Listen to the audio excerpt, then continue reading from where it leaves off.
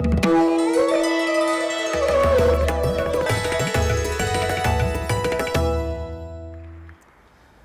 ई साहित्य आज तक में एक बार फिर आप तमाम लोगों का स्वागत है।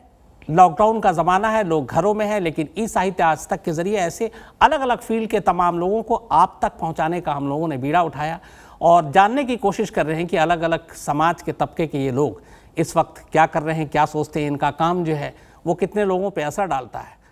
इस वक्त का जो सेशन है वो मेरा अपना फेवरेट सेशन इसलिए भी है क्योंकि आजकल ह्यूमर का ज़माना है, हाजिर जवाबी का दौर है। सोशल मीडिया पे ऐसी ऐसी चीज़ें देखने, सुनने, पढ़ने को मिलती हैं कि कई बार आप अपने आप मुस्कुरा उठते हैं और कई चेहरों पे ऐसी मुस्कुराहट देने की इस वक्त जो जिम्मेदारी निभा रही हैं, दो ख़ास तौर पर मैं इस वक्त मेहमान के अपने नाम लूँगा।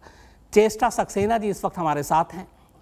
सोशल मीडिया पे इनका तारुफ, इनका परिचय कराने की ज़रूरत नहीं है। सनोली गौर जी इस वक्त हमारे साथ हैं, लेकिन शायद ये नाम बहुत सारे लोगों के लिए अनजाना सा लगे, तो जैसे ही मैं अगर नजमा आपी बोलूं तो आप में से बहुत सारे लोग पहचान जाएंगे। आप दोनों का बहुत बहुत दिल से स्वागत इस शो में।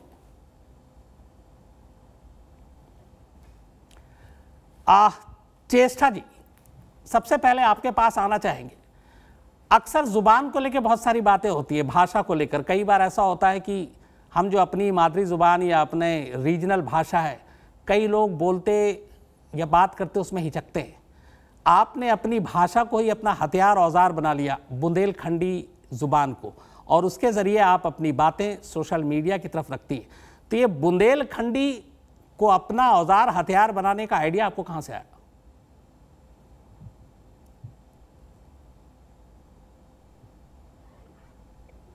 चेष्टा जी, मेरी आवाज़ आ रही है आपको?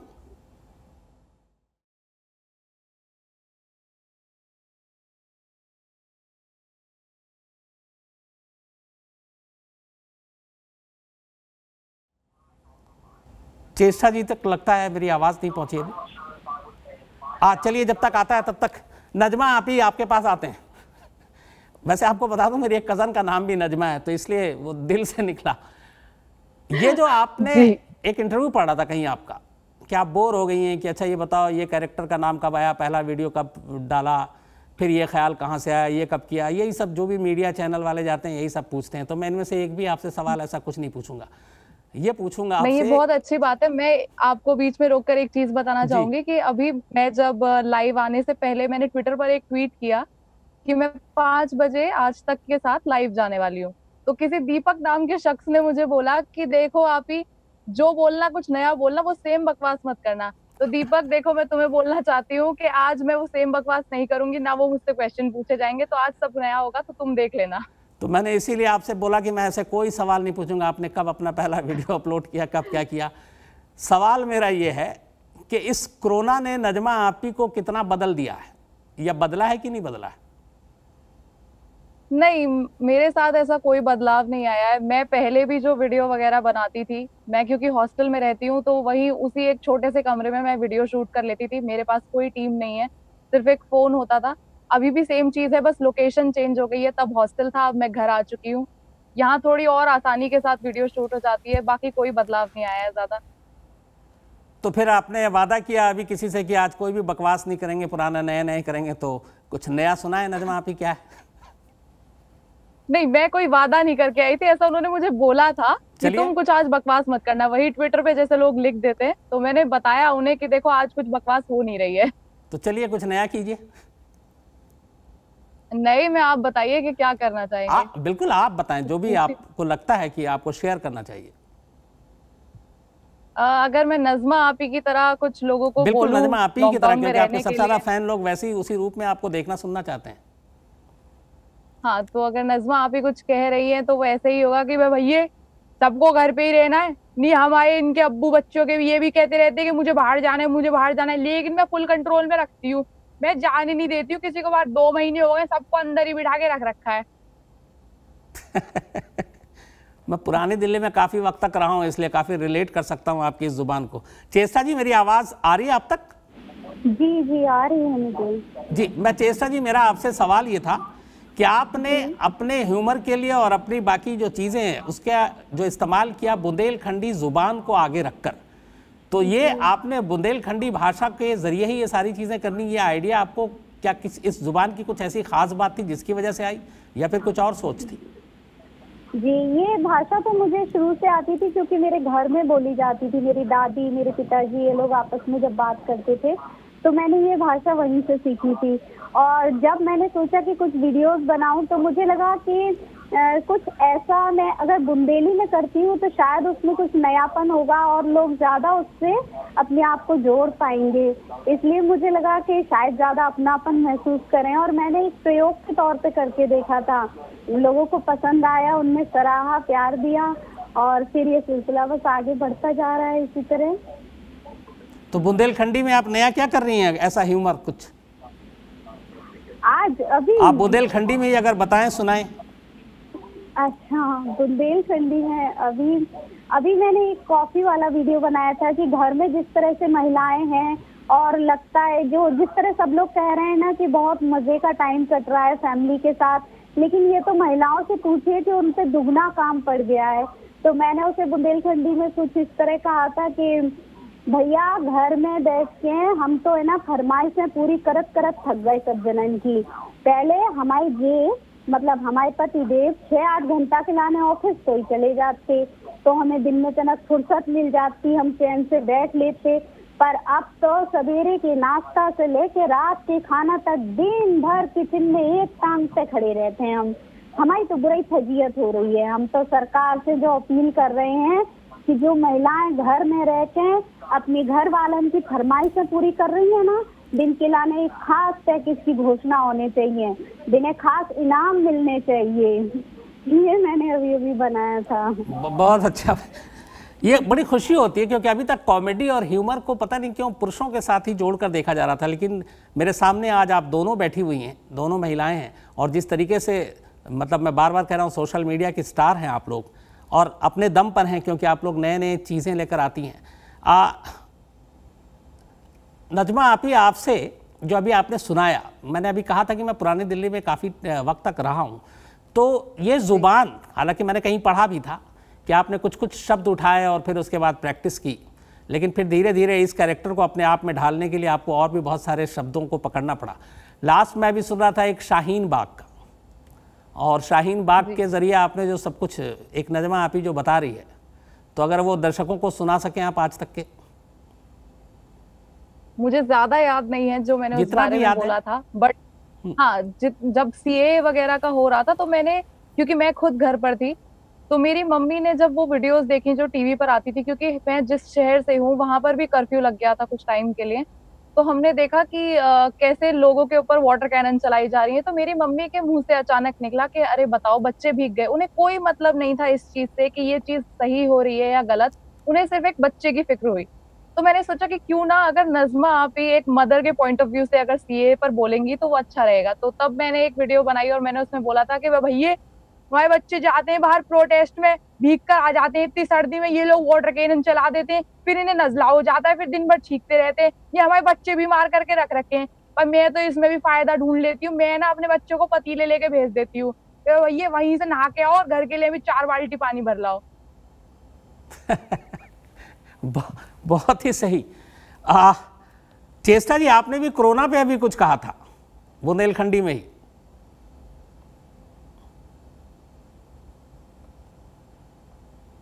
चेष्टा जी, आवाज आ रही है?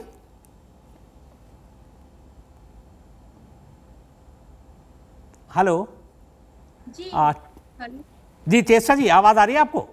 जी जी आ रही है। मैं ये कह रहा था आपने भी अभी कोरोना पे कुछ कहा था बुंदेलखंडी में ही, अपनी उसी अंदाज में आपने कुछ एक वीडियो बनाया था जिसमें मैंने ये कहा था कि देखो क्या एक बड़ी बीमारी है जो तो हम सब जाने ही गए हैं, जा बीमारी में अपन को बाहर नहीं जाने हैं, और हम अपने घर के बुजुर्गों से सबसे ज्यादा कह बचा रहे हैं, अम्मा दद्दा तुम सब घर में रही हो, और जितनी ज्यादा से ज्यादा हो सके सबको अपने हाथ गोड़े धोने हैं, अपना ध्यान रखने हैं, साफ सफाई को ख्याल रखने हैं। ये ऐसी बीमारी नहीं है जो जादू टोना फूक ताबीज मंत्र जा सबसे दूर हो जाए। जामे हमको खाली डॉक्टरन की सलाह मानने हैं, डॉक्टर का कह रहे हैं, विज्ञान के तरीके से चलने हैं, तो ये सब नियमन के अपन पालन करेंगे तो अपन ये बीमारी से बच भी सकते हैं। तो ये मैंने एक बनाया था कोरोना के लिए। अच्छा, अच्छा सलोनी, आपसे पूछूंगा, जिस तरीके से सोशल मीडिया पे आप लोग आते हैं, ये सारी चीज़ें अपलोड करते हैं, बहुत सारे ह्यूमर अलग अलग, आप चूँकि पॉलिटिकल भी मामला हो जाता है, पॉल्यूशन से लेके इलेक्शन तक पे भी आप लोग कुछ करते हो, तो कई बार ऐसा भी लगता है कि बड़ा अजीब अजीब रिस्पॉन्स आ रहा है, क्योंकि आजकल सोशल मीडिया पे कुछ तंज या इस तरह की बातें लिखने वालों को हरास भी किया जाता है, तो आपके साथ तो कभी ऐसा नहीं हुआ कुछ? नहीं हुआ है। मैं पहले जिस भी इंटरव्यू में जाती थी, जब मैंने शुरू किया था, तो मुझे कोई ट्रोल्स नहीं मिले थे और मैं बड़े गर्व से इंटरव्यू में कहकर आती थी कि नहीं ऐसा कहाँ होता है, लोग कॉमेडी से कहाँ ऑफेंड होते हैं, मेरे साथ तो ऐसा नहीं है। बट हाँ, अब मुझे कुछ महीने पहले, कुछ दिन पहले काफी इतना ट्रोल्स मिले कि अब मुझे पता चल गया है कि हाँ, इन लोग का भी एक ये बिजनेस है। बट फिर यही है कि ये लोग सिर्फ कीबोर्ड वॉरियर्स होते हैं, इनको इसी काम का पैसा मिलता है या इसी काम को करके इन्हें खुशी मिलती है, क्योंकि अब फ्री इंटरनेट है, लोगों के पास एक फोन है, तो सबके हाथ बस कीबोर्ड पर पटक देते हैं और लिख देते हैं, चाहे उन्हें वो वीडियो पसंद भी आ रही है। लेकिन कुछ लोगों का होता है कि बस हम इनकी बैंड बजा दें बिल्कुल अच्छे से। तो अभी मैंने एक वीडियो बनाई थी सोनिया वर्सेस अर्नब पर, उस पर भी काफी हेट मिला। तो जब भी मैं किसी एक चीज के ऊपर वीडियो बनाती हूँ, लोग बोलते हैं अरे तुमने उस पे क्यों नहीं बनाई, आप पीछे जाओ वीडियोस देखो, मैं सबके ऊपर वीडियो बनाती हूँ, मैं किसी के लिए बायस नहीं हूँ, मुझे ह्यूमर सब चीज में निकल कर आ जाता है मेरे लिए। तो लोग तो लिखेंगे ही, मैं उनके ऊपर ध्यान नहीं देती। उस दिन के बाद से मैंने ट्विटर के नोटिफिकेशन ही म्यूट कर दिए, अब वो लोग बोलते रहते हैं, उनको पता भी नहीं कि मैं उनके ऊपर ध्यान नहीं दे रही हूँ। ह्यूमर लिखने के लिए कुछ खास अलग से करना पड़ता है, या जैसे आपने कहा कि अचानक मम्मी ने कहा पानी के छींटे पड़ रहे और वहीं से उठा लिया, तो इसी तरीके से आप लाइनें और बाकी चीजें उठाती हैं अचानक? नहीं, ऐसा तो नहीं है। वो एक चीज का मैंने एग्जांपल दिया था कि सीए के ऊपर कैसे वीडियो बन गई थी अचानक से, लेकिन कभी कभी तो एफर्ट डालना ही होता है। ज्यादातर तो यही होता है कि मैं प्रॉपर स्क्रिप्टिंग करती हूँ। पहले जो होती थी वीडियोस काफी स्पॉन्टेनियस होती थी, लेकिन अब जैसे जैसे फॉलोअर्स बढ़ते हैं तो आपकी एक जिम्मेदारी भी बढ़ती है कि आप क्या बोल रहे हैं, आप वो ध्यान रखें। तो मैं अब एक प्रॉपर स्क्रिप्ट प्रिपेयर करती हूँ और उसी के हिसाब से बोलती हूँ। तो अब क्योंकि हर वीडियो के बाद लोग एक्सपेक्ट करते हैं कि आप उससे भी अच्छी एक वीडियो बनाएं, तो प्रॉपरली जोक्स को लिखना, क्योंकि अभी मैं भी सीख ही रही हूँ, तो मैं भी ट्राई करती हूँ कि सब कुछ प्रॉपरली लिखकर एक अच्छे से जोक फ्रेम कर तभी मैं बोलूँ। चेष्टा थी, जैसे बता रही हैं कि ट्रोल होता है कई बार, आप भी कई ऐसी चीज़ें आपने कही है, वीडियो बनाई है, पॉलिटिकल भी सटायर है उसमें, तो आपके साथ भी ऐसा कुछ हुआ? होता है, बहुत भद्दे कमेंट्स आते हैं, बहुत निचले स्तर की भाषा का इस्तेमाल वो लोग करते हैं। और हमारे साथ तो खासतौर से ये भी है कि महिला होने के कारण वो और भी घटिया स्तर तक चला जाता है। लेकिन मुझे ये लगता है, शुरुआत में मुझे टेंशन हो जाता था थोड़ा बहुत पढ़ के, पर अब मुझे लगता है कि हमारा जो काम है वो हम कर रहे हैं, उनका जो काम है वो करेंगे, लेकिन हमको जो करना है वो तो हम जरूर करेंगे ही। जिस तरह हमें व्यंग करना है, जिस तरह अपनी बात रखनी है, और महिला यही नहीं खाली के राजनीतिक मुद्दे, अगर आप महिलाओं से संबंधित मुद्दे भी उठाएंगे, सोशल इश्यूज भी उठाएंगे, तो भी आपको हेट कमेंट्स मिलेंगे ही। जैसे कि कुछ लोगों ने तो कसम खाई है कि ये लिखना ही है, तो ये लगातार चलता रहता है, अक्सर होता है। लेकिन अब मैं भी कमेंट्स वगैरह पढ़ती नहीं हूँ, बहुत ही कम पढ़ती हूँ। चलिए, अच्छा करती हैं। हाल में कोई आपने पॉलिटिकल सटायर इस तरह का लिखा कुछ जिसपे आपको खिंचाई हुई, जिसपे आपकी कौन सी सुनाए अगर जरा आपको याद है? हाँ, लगातार मेरे अक्सर पॉलिटिकल रह ही रहे हैं।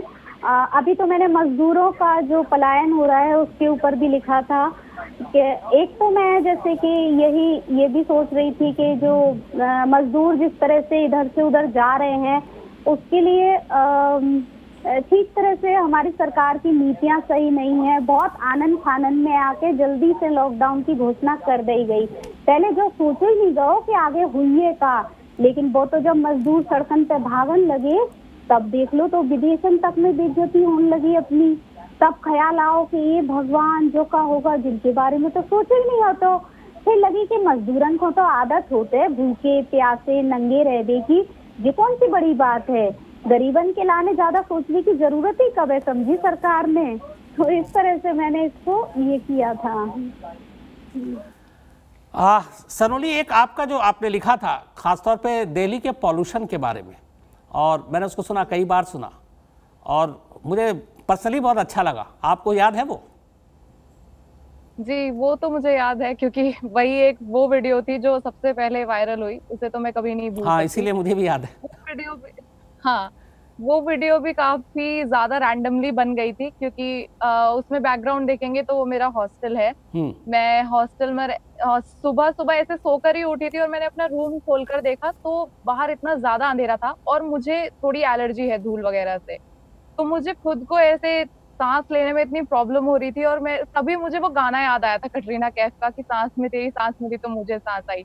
और मैंने अपने फोन का फ्रंट कैमरा भी साफ नहीं किया था, वो इतनी जल्दी में मैंने वो वीडियो बनाई थी। वो पीछे येलो इफेक्ट आ रहा है पूरा, तो उस वीडियो में मैंने यही बोला था कि भैया हमें तो सांस ही नहीं आ रही है, इतना पॉल्यूशन हो रहा है। ये हमारे बच्चे लड़ते हैं टीवी पे कैटरीना कैफ को देख के कि अम्मी वो गाना गाने आ जाती है, सांस में तेरी सांस मिली तो मुझे सांस आई। हमारे बच्चे हमसे लड़ते हैं, अम्मी इसे सांस कैसे आ रही है, हमें तो नहीं आ रही। भैया मैं तो अपने बच्चों के ना नाक में रुई ठूस देती हूँ कि भैया सांस ही मत लो, इससे अच्छा तो कि गंदा सांस लो। तो अब घर वाले क्या कहते हैं आप सनोरी, ये सारे वीडियो सब देखकर? नहीं, मेरे पेरेंट्स तो काफी खुश हैं, क्योंकि मेरा भाई भी एक यूट्यूबर ही है, तो जितना क्रिटिसिज्म झेलना था वो झेल चुके हैं। उनके टाइम पर जब उन्होंने स्टार्ट किया था तो काफी कुछ बोला गया था कि अरे क्या करोगे, तुम्हारी इसमें स्टेबल इनकम नहीं होगी और तुम्हें इतना पढ़ाया लिखाया, पढ़ाई क्यों छोड़ रहे हो। इसलिए मेरे टाइम पर आते आते वो काफी सपोर्टिव हो गए, कभी किसी ने रोका नहीं और ना उन्होंने सोचा था कि मैं इतना आगे पहुंचूंगी। उन्हें ये था कि ये जो कर रही है बस इसे कर लेने दिया जाए। मम्मी तो अभी भी कहती है कि बेटा बैंक के फॉर्म भर दो, तुमने कॉमर्स ली थी उसका क्या फायदा। बट हाँ, मम्मी हमेशा सपोर्ट करती है, पापा भी, सब लोग खुश हो जाते हैं। और मैं लॉकडाउन है तो मैं अभी तो हर दिन एक वीडियो डाल ही देती हूँ नॉर्मली। मेरी दादी बड़े खुशी से देखती हैं सुबह सुबह ही कि लाओ मेरा चश्मा दे दो और फोन पर चला कर दे दो, मुझे अभी दिखा दो। चलो, मम्मी ने कम से कम एक आइडिया दे दिया। बैंक का फॉर्म नहीं भर सकती, बैंक के ऊपर एक नजमा आप ही बन के कुछ बना के तैयार तो कर सकती हो। नहीं, मम्मी को बहुत दुख है इस बात का कि मैंने कॉमर्स लिया था और मैं बैंक का एक भी फॉर्म मैंने नहीं भरा है। ओहो। चेष्टा जी, आप अभी हाल में जितने भी सारी चीज़ें आपने शेयर की यूट्यूब पे और बाकी सोशल मीडिया पे अलग अलग, आपको लगता है, हालांकि एक सवाल एकदम आपके लिए मैंने आखिर के लिए बचा के रखा क्योंकि उसके बाद ही मैं अब सीधे भाग जाऊंगा, वो ये कि जो आप करना चाहती हैं उसके लिए ये प्लेटफॉर्म है वो ठीक है, लेकिन इसके ज़रिए बहुत सारे लोग, आपने जैसे बताया ख़ासतौर पे महिला होने का उसका भी खामियाजा भुगतना पड़ता है, लेकिन फिर भी ऐसी क्या चीज़ है जो आपको जोश दिलाती है कि नहीं ये करते रहना, और इसी के ज़रिए एक छोटी सी कोशिश बुंदेलखंडी ज़ुबान में और बाकी आसपास आपके समाज में जो हो रहा है इसके ऊपर तंज मारना, चोट मारनी और अपनी बात पे कह के निकल जानी, ये आपके अंदर कहाँ से आती है? मतलब यूं ही है या आप कुछ सोच रखती हैं इसके पीछे?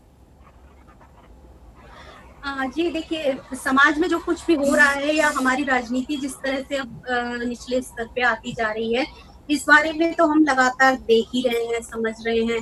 तो इस सब पर कहने का हमेशा से मन रहा है, तो सोशल मीडिया, फेसबुक पर मैं हमेशा से लिखती रही हूँ। फिर अचानक से मुझे ख्याल आया, मुझे हमेशा से अभिनय का बहुत शौक रहा है, तो मुझे लगा कि क्यों ना इन दोनों चीजों को मिला के कुछ किया जाए। और इसी दौरान मैंने एक पोहा वाला एक वीडियो डाला था जो कैलाश विजयवर्गीय जी ने जो बयान दिया था। बिल्कुल, उसको पहले आप अगर सुना दें। हाँ, जी बिल्कुल जी।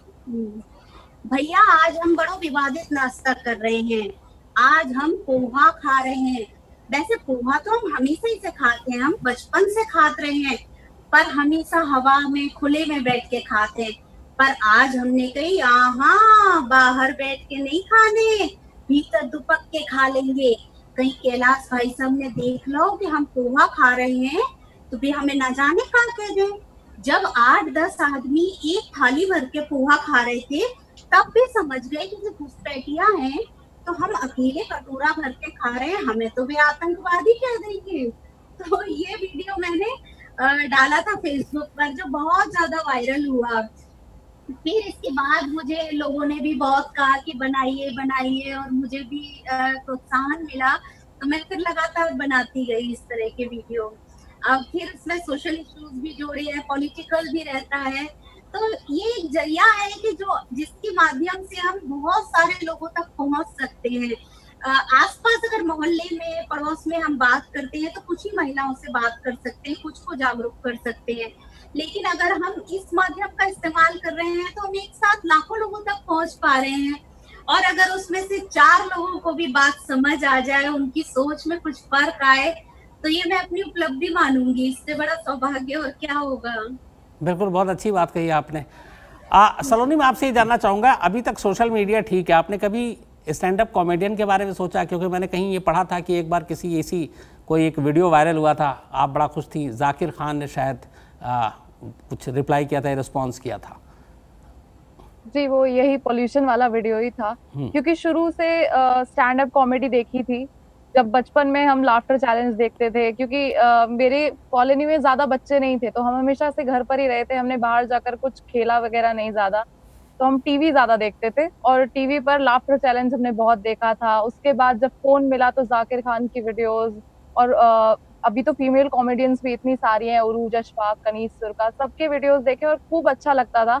फिर जब मेरे स्कूल में स्टैंड अप कॉमेडी का कोई रूटीन नहीं था, कुछ नहीं होता था वहां पर, तो जब मेरी फेयरवेल थी तब मैंने सोचा, क्योंकि उस दिन थोड़ी आजादी मिलती है कि जो करना है कर सकते हो, तो मैंने कहा था कि मैं स्टैंड अप करना चाहती हूँ। और तब वो पहली बार था कि मैं स्टेज पर जाकर मैंने स्टैंड अप परफॉर्म किया था, काफी लोगों को पसंद आया था।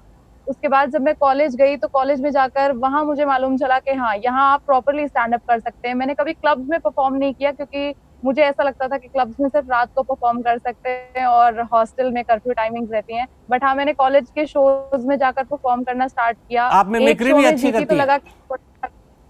जी, और एक खास हीरोइन की तो खास तौर पे बहुत ही अच्छी करती है, तो थोड़ा दर्शकों को थैंक यू सुनाए। वो बहुत ही वायरल भी है, पॉपुलर भी है। जी हाँ जी, तो मैं कंगना रनौत नाम से एक कैरेक्टर करती हूँ जी। तो अगर कंगना रनौत बोल रही हैं लॉकडाउन के बारे में, तो वो क्या कहेंगी, मैं ऐसा बोलकर बता देती हूँ कि मैं माइक थोड़ा पास ले आती हूँ ताकि थोड़ी आवाज सही आए। तो कंगना रनौत बोल रही हैं, हेलो एवरीवन, मेरा नाम है कंगना रनौत और तुम लोग लॉकडाउन में घर पर ही बैठे हो ना, या मेरे मोहल्ले के लोगों की तरह बाहर बैठ जाते हो जा जाकर? अरे इन लोगों को तो लग रहा है कि इनकी गर्मियों की छुट्टियां हो गई हैं, वो भी बिना हॉलीडे होमवर्क के, बाहर नेट बांध के बैडमिंटन खेलने लग गए। अरे मोहल्ले की आंटियों से कुछ सीखो, वो लोग भी अब गॉसिप ऑनलाइन ही कर लेती है व्हाट्सएप पर। घर पर बैठो, लूडो वगैरह खेलो, ये बाहर जाकर खेलने के क्या मच रही है तुम लोगों को? बहुत ही अच्छा। तो चेष्टा जी, आप कुछ नया कर रही हैं आप बुंदेलखंडी में? जी हाँ जी, लगातार रोज ही लगभग, आजकल तो काफी लोग घर पर हैं, तो आज या कल क्या किया आपने? तो लगातार अभी मैंने ये क्या बोलते हैं, ये कॉफी वाला वीडियो भी मैंने शायद परसों ही डाला था। उसके बाद फिर हमने एक वो वीडियो डाला कि जो लड़कियां जो होती हैं, जो चुपचाप सहती हैं, शादी के बाद अपनी ससुराल जाती हैं, तो जहाँ उन्हें बहुत कुछ सुनने को मिलता है, वो चुपचाप सब कुछ सहती हैं, बर्दाश्त करती हैं, कई अत्याचार भी होते हैं उन पर। तो हमने एक वीडियो डाला था, मैं और उसमें मेरी सिस्टर भी थी, तो हम दोनों मिलके बुंदेलखंडी में एक हमने उसमें गीत दिया था कि बिन्नू ससुरे में नेक ना डराई हो, एक सुनो 100 सुनाई हो। अगर आप सुन रहे हो तो उसका जवाब भी दो। ये हमेशा से सिखाया जाता है लड़कियों को कि चुप रहकर सह जाओ, क्योंकि ये घर की इज्जत का सवाल है। तो इससे संबंधित हमने अभी परसों एक वीडियो डाला था। तो इस तरह से सोशल इश्यूज भी मैं लगातार करने की कोशिश कर रही हूँ। जी बहुत अच्छा। सलोनी, मैं चाहूंगा एक चलते चलते आपका जो नजमा आपी का कोई फेवरेट हो वो जरूर एक सुना दें। नजमा आपी का कुछ फेवरेट, नजमा आपी ने जैसे आज ही मैंने एक वीकली रैप मैं करती हूँ यूट्यूब पर, मैंने उसके बारे में एक चीज डाली थी, आज ही एक वीडियो डाली है, तो उसी में से मैं एक जो लाइन थी वो मैं बोल देती हूँ जाते जाते। उसमें मैं क्या करती हूँ, बेसिकली मैं जितनी भी हफ्ते भर में न्यूज हुई होती है उनकी मैं अच्छे से खबर लेती हूँ। तो उसमें एक न्यूज थी कि भैया योगी जी और प्रियंका जी के बीच में बसों के लिए वॉर हो गई, बिल्कुल ही लड़ाई हो गई। तो भैया ये कैसी लड़ाई होती है, ऐसे फैसले थोड़ी होते हैं। हमारे महल्ले में जब भी लड़ाई होती है तो जब तक दोनों पार्टियों में से किसी एक की चप्पल न टूटे तब तक लड़ाई बंद नहीं हो सकती। और ये ट्विटर पे लड़के खुद को सूरमा समझ रहे हैं, ये ऐसे थोड़ी लड़ाई होती है। अब माइग्रेंट वर्कर तो अभी भी पैदल ही घर जा रहे हैं, फायदा क्या हुआ इस लड़ाई का? ना तो किसी का सिर फूटा और लोग अभी भी पैदल जा रहे हैं। डोनाल्ड ट्रंप की भी आपने खिंचाई की थी डिटॉल का इंजेक्शन लगवाकर। जी क्या? मुझे आवाज नहीं आई। डोनाल्ड ट्रंप की भी आपने अभी खिंचाई की थी डिटॉल का इंजेक्शन लगवाकर, और आपने अपना जो भी नया शुरू किया। जी जी जी, मैंने यही बोला था उसमें कि भाई ये डोनाल्ड ट्रंप पता नहीं क्या कहता रहता है। अभी तो कह रहा था कि इंजेक्शन लगा लो डिटॉल के। नहीं, तू ऐसी बात करता है, हमें तो लगता है तेरे बचपन में इंजेक्शन कम लगे रह गए हैं। एक चीज आप दोनों में कॉमन है, हालांकि कई चीजें हैं लेकिन एक चीज बहुत ज्यादा कॉमन है, वो ये है दोनों आप लोग मीडिया की बड़ी खिंचाई करती हैं। तो पहले तो आप ही बताओ सलोनी, ऐसा क्यों, क्या दुश्मनी है मीडिया से भाई? मीडिया से मेरी कोई पर्सनली दुश्मनी नहीं है, बट यही है कि मीडिया अगर अपना काम ठीक से करे तो हमें ये सब करने की, ये सब बोलने की जरूरत ही नहीं पड़ेगी। बहुत खूब।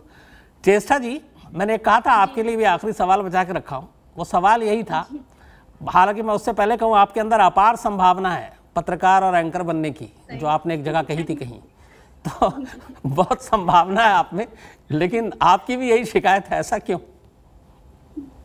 आजकल देखिए मीडिया जिस तरह से होता जा रहा है, हमारे देश का मीडिया, मैं तो कहती हूँ कि अगर हमको विदेश की न्यूज देखनी, यानी अपनी पड़ोसी देशों की, पाकिस्तान के बारे में कुछ जानना है, तो हम टीवी चैनल खोल सकते हैं आराम से। दिन भर वहाँ ये बताया जाता है पाकिस्तान कैसे कांप रहा है, डर रहा है, ये हो रहा है, और सरकार की आलोचना से भी हमारा मीडिया बहुत बचता है, जबकि मीडिया का मुख्य काम तो यही है कि वो सरकार को आईना दिखाए। तो मुझे लगता है कि हम व्यंग्यकारों का काम भी यही है कि हम मीडिया को बताएं कि अगर वो कहीं गलत कर रहा है तो उसे ये करने से बचना चाहिए। खाली चीखना, चिल्लाना, दूसरे को शांत कराना, जवाब देने नहीं देना, सरकार की चाटुकारिता करना, ये मीडिया का काम नहीं होना चाहिए। तो मुझे लगता है इसलिए मैं लगातार इस पे कुछ बनाती हूँ। आप भी सहमत है एकदम सलोनी इन्हीं चीजों से, इन्हीं बातों से? जी बिल्कुल, मैंने तो अभी कुछ ही दिन पहले एक वीडियो भी बनाई थी जिसमें मैंने कुछ नहीं किया, सिर्फ पाकिस्तान पाकिस्तान चिल्लाया। अच्छा। मैं अलग अलग लोकेशन गई, अलग अलग बार जाकर मैं छत पर लेट गई, मैं कमरे में लेट गई, और मैंने सिर्फ पाकिस्तान पाकिस्तान किया। और वो वीडियो इतनी ज्यादा रिलेटेबल थी, क्योंकि बिल्कुल सही बोला चेष्टा ने, आप कभी भी टीवी खोलो आपको पाकिस्तान के बारे में सारी न्यूज मिल जाएंगी कि इमरान खान से नहीं संभल रहा है पाकिस्तान में कोरोना के केस। अरे आप अपनी कंट्री का देखो, यहाँ पे भी लाख पार हो गए, अपनी कंट्री का बताओ। और आजकल तो मीडिया में जिस तरीके से न्यूज को पेश किया जाता है कि अपने एंकर के साथ ही ऐसी हरकतें हो जाती हैं कि एंकर को एस्ट्रोनॉट बना के खड़ा कर दिया, वो वहां से कि हम अंतरिक्ष से आपके लिए खबर ला रहे हैं, वो एस्ट्रोनॉट के कपड़े में खड़ा कर दिया है उनको। ये ऐसे एंकरिंग नहीं होती। आप विदेशों के चैनल देखो, चलो हमें वेस्टर्न उससे कोई लेना देना नहीं होना चाहिए, हमें उनकी कॉपी नहीं करनी चाहिए, बट ये बात एक अच्छी है कि वो लोग न्यूज को प्रेजेंट करने का जो तरीका होता है वो वहाँ बहुत अच्छा है। वो फालतू फैंसी चीजों में नहीं पड़ते हैं, और यहाँ पर एंकर को ही ऐसे बनाकर बिठा दिया जाता है कि कोई गाड़ी में से न्यूज सुना रहा है, एक एनिमेटेड गाड़ी बना दी, उसमें बैठकर न्यूज सुना रहे हैं। तो ये सब चीजें बहुत ही ज्यादा टैकी हो जाती हैं। सिंपल न्यूज सुनाइए और अच्छी न्यूज सुनाइए। चलिए, बिल्कुल आपकी बातें सब सुन रहे हैं और मुझे लगता है कि बहुत सारी चीज़ें बदलेंगी, लेकिन आप लोग जो काम कर रहे हैं बहुत अच्छा काम कर रहे हैं, इसी तरह से करते रहें, समाज को आईना दिखाते रहें, अपने ह्यूमर को बरकरार रखें, और जो ये तंज और बाकी चीज़ें करती हैं इससे बहुत सारी, भाई ये कुछ लोगों तक भी ये बात पहुँचे और कुछ चीज़ें बदले तो इससे बड़ी बात नहीं होगी। बहुत बहुत शुक्रिया आप दोनों के यहाँ आने का और साथ देने का। फिर कभी आपसे बात होगी, अपना ख्याल रखिएगा। Thank you very much. Thank you.